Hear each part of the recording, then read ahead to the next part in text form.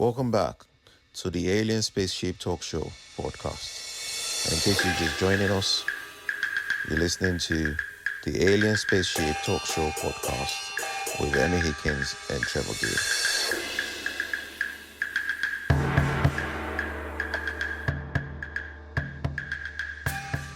Common, it does happen. I saw, I don't know whether you go to the cinema much, I go sometimes, and I saw a week or so ago the film F1, Formula One, about the Formula One races. And it starred Brad Pitt. He was very good, and his role was a racing driver, and he was called Sonny Hayes. That was his name in the film, Sonny Hayes. Well, his team, I forget which, it was probably an invented name for their team. There was a Formula One race, and he was racing. And of course, when the cars, as you probably know, come into the pit stop, they can have their tyres changed or some other aspects of the car. So as soon as it comes in, there's somebody at the front to jack it up, and then there's teams, a couple on each wheel. And it's quite incredible because it showed it in the film, but we know that when these things happen in real life, the car comes in, stops in exactly the right place, the jack goes up, wheels change, 2.9 seconds, the car is off again. I mean, it is phenomenal. So when they know the car is in, they're telling him to come in, the team comes out and they're waiting in their spot exactly to make it very quick. Well, in the team, in the film, there was a young woman, clearly a very capable young woman, but amongst all the men mechanics, she was the only woman mechanic. There was another woman more senior. So when the car was coming in, she was one of those who rushed to one of the wheels, waiting. Well, the car came in, and of course it's vital they get a good quick changeover to maintain a position in the race. Right. Well, she messed up. She didn't do something right. She couldn't get the screw of the wheel back on the wheel properly. So instead of 2.9 or 3 seconds, it took to about 12 seconds while she managed to eventually get the wheel back on. Right. So it didn't help the race. He didn't win that race anyway, and it was a stage of the film where he wasn't going to. Yeah. Anyway, after the race, they had their debrief, all the people sitting round, including the driver, Sonny, and it got to the point, it was all discussing what happened and why he didn't win and so on. It got to the point where this young lady's mess up, her mistake, came to the fore. And it was said, people didn't hold back, but they were not nasty, I thought.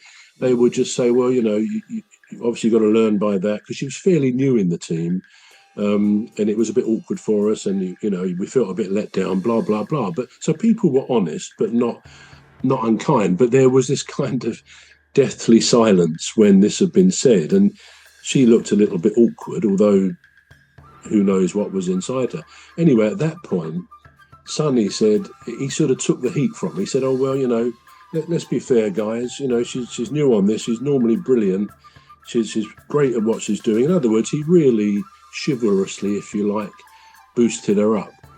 As he should have done, I guess, or so he thought. Anyway, they moved on and talked about this, that, and the other. A bit later, after that meeting, he was relaxing with his mates, and the girl came in and called him aside, and she said, "Oh, Sonny, I just wanted to say thank you for what you said. For saying what you said and standing up for me. But please don't ever do it again." Wow. And he sort of what? And he looked, and he said, "Well, why'd you say that?" And she said, "You just made me feel useless and hopeless. Like I couldn't cope in that situation, and B, that if I make a mistake, putting the wheel on, it's because I'm a female. If I made a mistake, I expect to be criticised, which I was, but I don't need anybody else standing up for me." Now, I thought that was quite an interesting way the film displayed that, because it kind of says everything I've been trying to say about the fluidity of gender roles now. Things are not the same. And although, I think most women in that situation would be grateful for someone standing up for them, I can sort of also understand, if we reverse that and say there's a guy in with a bunch of females and the guy messes up, and then we're told, well, you messed up, don't do it again. Fair enough. And then someone kindly, with very good, kind intentions, says, "Well, yeah, but he does really well, and he's only learning." That you could imagine that could come across as condescending or patronising. Oh, well, it's only because he's a young man or whatever. So I think we have to try and navigate this change that women, in their quest, the perfectly understandable quest to be equal with men, which has largely, or in many ways, been achieved, in some ways not. Yeah. I think we just have to keep that kind of stuff in mind, that people, women, ordinary things during the day, if you hold a door open or invite someone to go through first, they might think, well, hang on a minute, I'm just the same as you. Please don't treat me like that.